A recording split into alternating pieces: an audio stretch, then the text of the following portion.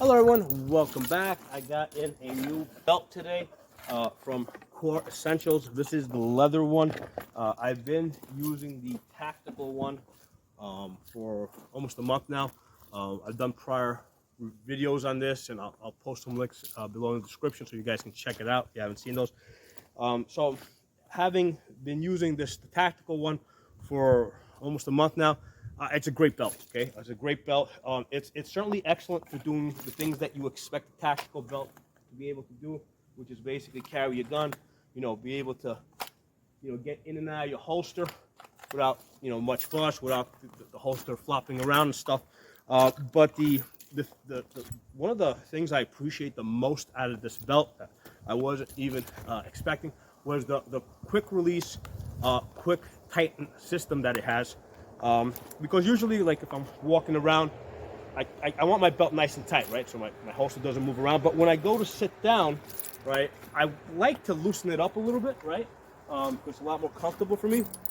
So with this belt, it's just a matter of pushing this little quick release here on the buckle. And then you can just push that, sit down, when you're ready to get up, you just push it in and the belt tightens, right? You just push it in, tightens. When you want to sit back down again, you just hit that button, loosen it up. So this is an excellent feature of this belt. Even just because of this feature alone, like even if I was traveling to a place like, let's say like in New York City or Los Angeles or something, or through an airport where I normally wouldn't be carrying a gun, right? It's worth having a belt like this just because it's so easy to loosen it up and tighten it up. And you're not sitting there pulling on the on the belt, trying to get the buckles, the buckle match up with the holes and stuff. So that's an excellent feature that I've really come to appreciate with this belt from Core Essentials. Now the tactical one that I've been using, it's thick, right? It's great for doing a training class, right, where you're gonna have lots of magazines on you, where you can have, like a med kit, like, cell phone, or, you can basically fill this belt up here with all sorts of stuff, and the belt is thick enough, stout enough, that it will be able to control that stuff and keep it, keep it from flopping all over the place. But for just everyday carry, I did want something that was a little thinner, a little bit softer, so that's why I wanted to test out this, I wanted to test out the leather one. By the way, here's the track system, right? This track system is what matches up with the buckle over here, right? So the way this works out, when you push this in, I'll do it from this side, so you can see as you push it in, that catches on the track.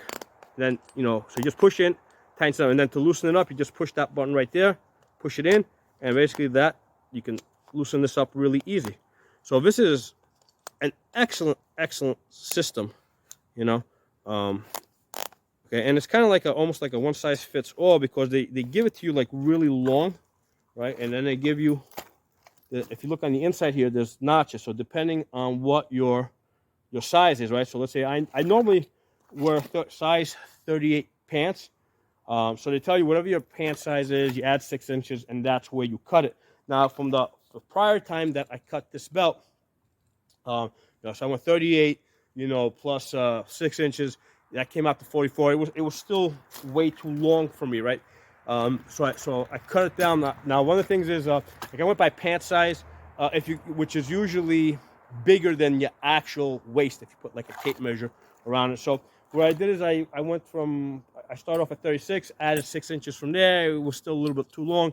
I ended up cutting it basically at 36 inches, this tactical one, which is my my actual waist size. I guess the numbers don't line up perfectly, so I cut it at 36 inches. And part of the reason why, and I did a little bit at a time, right? You don't want to just go straight to that, because you can always cut a little bit more. You cannot add material, right? So be really careful about cutting it. So I kept cutting it down a little bit. And what I was looking for, because this is a thick belt, and because I typically carry, let's say, my cell phone case here, extra magazine here, right? I like having the ability of moving this thing around where I wanted it. And for that purpose, I didn't want the belt on this side sticking out too much. So I wanted to cut it right here. So it just went out a little bit here. And basically on the track system that's inside, it's probably sitting at around like the 4th or 5th of these little notches, right? These things are probably about 1/4 inch apart, so you can really kind of fine tune this a lot better than you can do with a standard belt with holes. So I'm probably in about the 5th one. So at the 5th one, it's pretty tight, right? And then if I want to loosen it up to sit down, just hit that button, you know, bring it back out to the last notch, and I can sit down comfortably, right? And then when you stand up, you just press it together and you're done, right? You loosen it up and you tighten it up that easily, okay? So that's one of the features I've come to appreciate. Now, with this leather one, since it's a little bit softer, what I'm going to do is I'm going to actually make it a little bit longer. So what I'm going to do is, so the way it's good. I mean, I already know I'm going to cut it at the 40, right? So if I just to double check before I make that cut, I'm going to match this up. Let's say at the 40. Put this over here. Bring this around, and right there at the 40, I'm about 1/3 of the way in on the track system, right? So I can see how much is sticking out, which is not too bad. This is a little bit softer, so it will be able to kind of go, sit in there a little bit more comfortably. They do, you are able to get sleeves. So I do have, like, say, like these sleeves that you can put in there. This short one, there's a long one, right? You're able to put these sleeves in there to help you control it. I ended up not needing it for the tactical one because I cut it so almost perfectly that it just comfortably sits there and that doesn't get in the way. But because this one's a little bit softer, I want to make it a little bit longer. One of the benefits of making it, I'd rather have it a little bit longer is because if I'm at a range training somebody and they're bigger than me, I want to give them the ability to try out the belt, right? Or sometimes what happens is people show up and they got a belt that's too soft, or they don't have a belt. So I always have, like, when I go to a range to train somebody, I always bring along extra equipment. So one of the reasons why I wanted to have these 2 belts is that, I'll probably be, let's say, wearing this one, and I'll have this one along, that they can try this out. They can use it for a training session. If they like it, they can then go, order one from themselves. Okay. So that's one of the, so that's another reason why I want to make this a little bit longer. Now, as far as cutting it, these things are pretty tough. Okay. The last time, in the last video when I was trying to cut it, I was using like scissors, like shears, would not cut it. I ended up using this fabric cutter. Right. This time I'm prepared. I got it all set up. Now, most of you guys aren't going to have one of these machines. So, and I've done lots of work with leather, so I know how to cut thick leather. What you're going to do, right, almost all you're going to have a box cutter. What you're going to do is put this on the surface like this, right? Go to the mark that you want, like in my case 40. And what you're going to do is you're going to make multiple passes, right? Don't try to just go through all the way at once. Make like, just start making passes. After about 10 cuts, you're going to get through it, right? So that's how you're going to get through. If you're just using a box cutter, I don't recommend using scissors. Okay, so let's make our cut here. Let's try to make it straight as possible. All right, hold it straight. This looks pretty straight. All right, so there's these little teeth here. Where that goes in. Now hold on. There's these Allen screws in here, right? Let's loosen those up a little bit.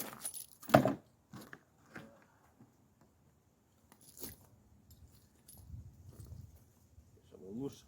All right, so those are the Allen screws. Also do this indoors, because if you drop these screws in a place like this where you got cases all over the ground, you're not going to find them.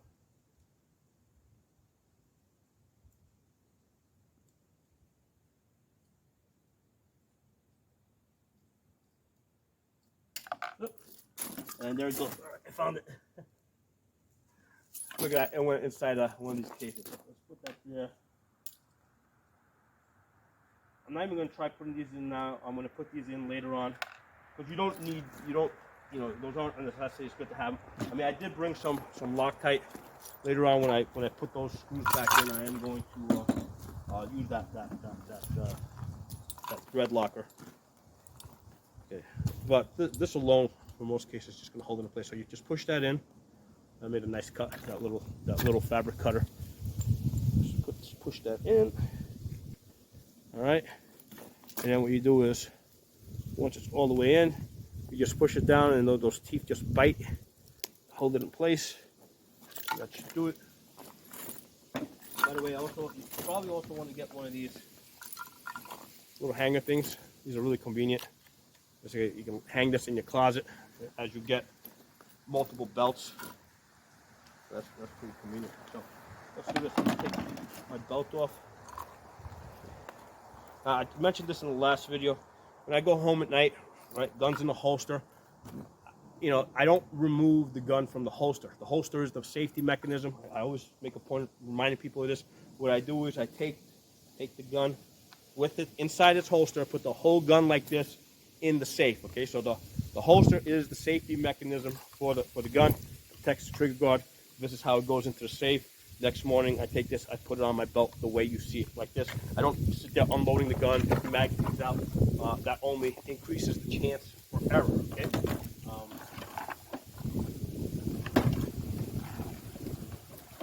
Close this up so the wind doesn't take this. Or I'll lose those screws.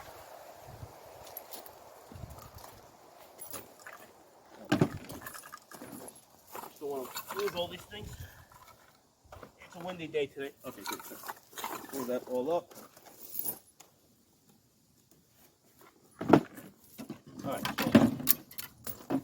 Alright, so here's a hanger. Alright, let me take this belt off. The process started.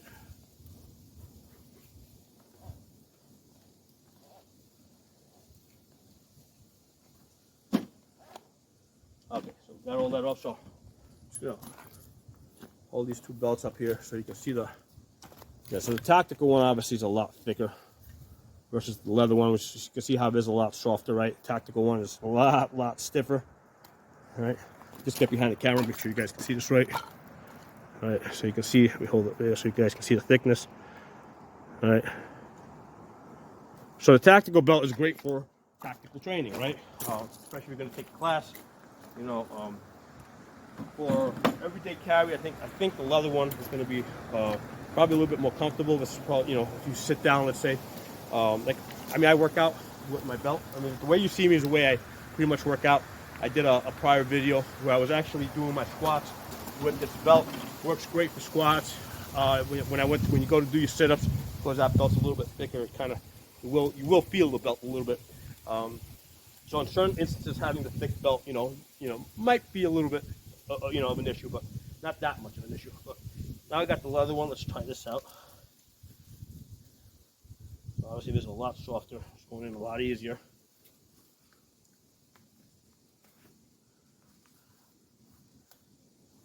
All right.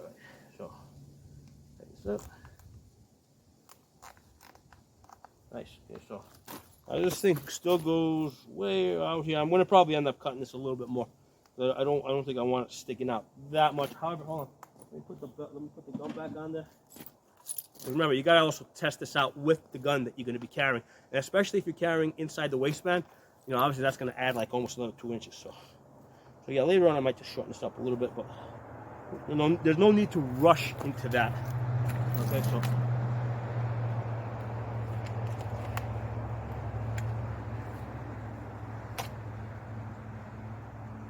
The nice thing about this is it's so easy to release.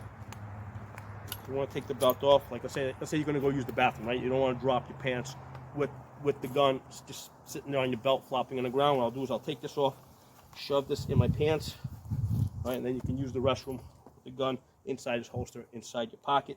And then take, you know, never rest your gun on the surface, right? You know, like never, like you're going to use the bathroom, never take the gun and put it, let's say, on the tank, you know, on the toilet tank or on a sink or something. Even in your own house, you know, because even if you never forget things, something might happen that might distract you and you might forget it, especially if you got kids in the house. Never rest your gun on the surface. The gun's either on your body or in its safe, okay? So that's why if I don't use the bathroom, I shove the gun in my pants, okay? So what I want to do is I want to start off with, let's start off with outside the waistband. Got Glock 19 there.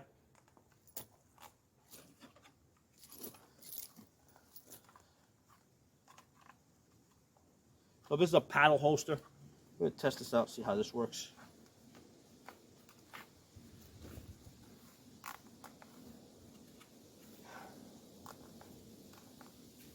All right, so you know, when you go to test this gun out, make sure that just, you know, practice your draw stroke first before you start doing any live fire. Okay. That's working great. Earmuffs on.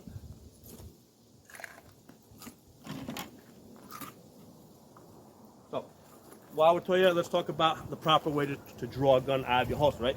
So you always want to have this hand on your body, right? You don't want to leave it out here where it's going to get shot. So it's either going to be on your body. If you need to pull up your shirt, on your shirt, but it's always on your body. Some people will stick it in the pocket, whatever. In most instances, I have to kind of get my shirt out of the way anyway. So, but you know, so that's a good place for the hand to be. So get on your body, pull, rotate, right? If I need to start shooting from here, I can shoot from here, right? If the threat's like, you know, right in front of my face, I can shoot from here. I go to join, right? Again, if I need to shoot from here, I can shoot from here. And then from there, you go to extension, right? Come back in, do everything in reverse, hand out of the way, get the gun back in the holster. Okay, so that's the safe way to draw a firearm. So what I want to do now is I want to, you know, typical situation, a lot of us drive in a car. You're sitting in the car, right? You know, of course, we loosen the belt up a little bit, right? Nice and convenient to loosen it up, right? That allows us to sit down comfortably. We're driving, we're stopped, right? Some guys basically, you know, coming up screaming, holding a bat, a knife. They're trying to come into the car, whatever. They're trying to kill us, all right? They're a deadly threat. They're on the left side, right? To draw, right? Careful not to point the gun into your legs. Get both hands on the gun, right? From this position here, you're able, you know, turn to the side, you know, shoot to the left if you need to. You can actually turn all the way around. Shoot all the way around. Now, if you need to go to the other side, right? Let's say the threat's on the other side. Switch hands, right? It's not a big deal. Just switch hands. You can turn all the way around. You're able to, so you gotta get comfortable with this idea of being left-handed or right-handed, right? In the tactical world, there's no left-handed or right-handed. It's whatever I need to be at any given moment, right? All right. So from here, again, make sure you don't point the gun into your leg, and reholster the gun. Okay. So that's working great. Okay. And when you stand up, tighten up the belt. Beautiful. All right. Let's try a different gun. Okay. So that was outside the waistband holster. Loosen up the gun. Okay. So that was with the paddle holster. Right. Let me show you guys a gun. Polymer 80 G19. Let me put this down. Okay. That's real cool. Look at the frame. I got that from Armor Ally. Awesome frame, comes camo. All right, put this one away. Put it in the holster. Again, the holster, I know the gun's loaded. The holster is the safety mechanism, okay? Let's try the G26, right? So that was the 19. We're gonna do the G26. Okay. That was originally an FDE frame that I dyed. I took this burgundy color, and I got this really cool holster for it. Really nice red one. I forgot where I got it from, but I did a video review on this. If you guys want, you can message me below, and I'll tell you where I got it from. So loosen this up a little bit. So now we're going inside the waistband, right? So I got to make the holster a little bit bigger, because now I need an extra 2 inches, right? So I can see here, I got plenty of room on this side, so I can actually see the track over here. So I'm definitely going to cut this down a little bit shorter. Does not need to be that long on this side over here, right? But it's still enough. I don't know, you know, I'm not going to rush. I want to see later on how this works with my cell case. If it works, if it's not too much interference, I might just leave it.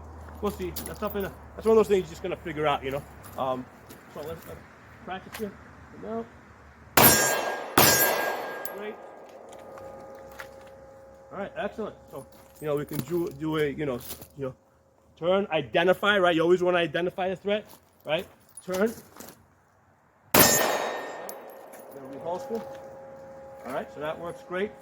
Inside the waistband. So let's loosen this up. Let's try the G43. So one of the nice things I'm really liking about these belts is, you know, sometimes with other belts I've used in the past, you know, what happens is, even with these, I'm able to get the gun off the belt. Sometimes my old belt, I had to actually remove the entire belt. I couldn't just go like this with the clip and have it pull up. This is working really good. So I got this is the G43 that you guys saw me using before, right? It's got the True Precision slide on it. Okay, but let's use this one. This one, I got a light on it, right? So that's the TLR 7 sub, right? You can see the frame. That's again from Armor Ally, and I got the Nightfall holster. I did a review on that, right? So it's a light-bearing holster, the Holosun 507K. Let's put this on. See how this works with the light on it. All right, so get that on there. Make this a little bit tighter. All right, so let's work with this. See how this works. Okay, let's get to the gun.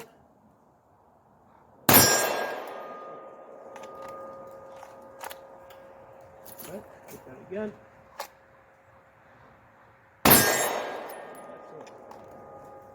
Now, one of the things that I do find, right, I've been practicing for a while with this now, when you have a holster with a light on it, especially if it's like a Glock 43, like this one over here, all right, because it's smaller, it does take a little bit more time to get back into the holster, just because, you know, just lighting thing up. If you're using a bigger gun with a light on it, I find that there's less of an issue reholstering, but with the smaller guns with the lights on it, you know, sometimes, I find that you know, sometimes it can be a little bit more difficult. But hey, one of the things I tell people, we're never in a rush to get back into the holster. We're in a rush to come out of the holster, right? So coming out of the holster, not a problem, right? Never a problem coming out of the holster. But to get back into the holster, we're not necessarily in a rush. So if you need to take an extra second, take that extra second. You don't want to shoot yourself in the foot. You know, make sure your fingers clear the trigger. Take that extra second. You know, take that extra second. However, you do want to get the gun back in the holster as quick as you safely can. The reason is because, let's say you're in a situation where you have to defend yourself. Other people on the scene may not realize, you know, who's who, right? They might not know that you're the good guy. They might think that you're the bad guy. So, you know, after you use the gun, you know, you want to do your scan, assess, and then quickly reholster the gun, right? So let's do it again. Scan. Oh shit! There's a guy over there. He's trying to kill me. Turn around, right? Do my scan, assess. All right. Then quickly reholster the gun, right? Now, if you notice, when I did my scan, assess, I cover up the gun, so nobody can see that I got a gun, right? Because they don't know who I am. So I want to, and then from there, quickly reholster. Now, sometimes people debate the value of the scan and assess, and that's an important thing to consider. The scan and assess is not just so that you can see if there's any other threats around you. It's also a programmed mechanism for breaking tunnel vision, okay? Most of you guys watching this video have never had to use a gun in self-defense, right? In a real self-defense type of situation, you know, including myself, right? I've never shot anybody. I don't expect I ever will, okay? If you ever do that, okay, your body's going to be in a shock, right? You know, so the tendency is that if you're using the gun in a self-defense situation, after you fire, you're going to be frozen, okay? You're just going to be frozen. So that's one of the reasons why when I train people, I practice a mechanism for breaking that tunnel vision, where you're just looking there and you're not thinking about anything else. So by practicing that scan assess, right, because that's a programmed reaction where basically it kickstarts your brain to start thinking about what you got to do next, okay? So because you can't really train how your brain is going to react in a situation where, you know, you might have just killed somebody in a self-defense situation. You can't train that, right? I mean, until you're there, and there's no way to know exactly what your brain is going to do. But what you can do is to train an automatic response that after you fire, you're going to immediately scan, assess. If that, you know, and that's going to kickstart your brain to start thinking about what you're going to do next. Get the gun in the holster, move to cover, you know, call 911, you know, all that stuff, right? But you have to, you know, it helps to have a trained mechanism to get you to the next step. And for me, that's the scan and assess.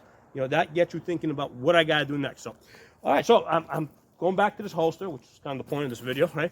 I love it. I mean, you know, by the way, I don't get paid by these guys. You know, I'm a gun instructor. I'm a full-time gun instructor.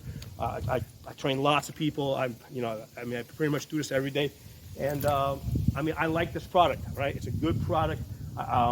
You know, I have used other belts, you know, usually gun belts do the job of carrying a belt pretty good. One of the things I really like about this belt is the track system that allows you to really, loosen it up, tighten it up. That is a major, major convenience for me. So I hope you guys enjoyed the video. I'll put some links below in the description to some of my other videos to where you can buy this belt if you like it, or if you like the stuff that you saw here. If you got some of your own comments, put them in the comment section. If you own this belt already, if you have it, if you've been using it, drop some comments, because you might have a different experience than I have. You might know some things, you might know some tips that I haven't come around to yet. So please do put them in the comment section. If you're not a member of this channel, subscribe, hit that bell button so you get all the notifications. I'll talk to you guys soon.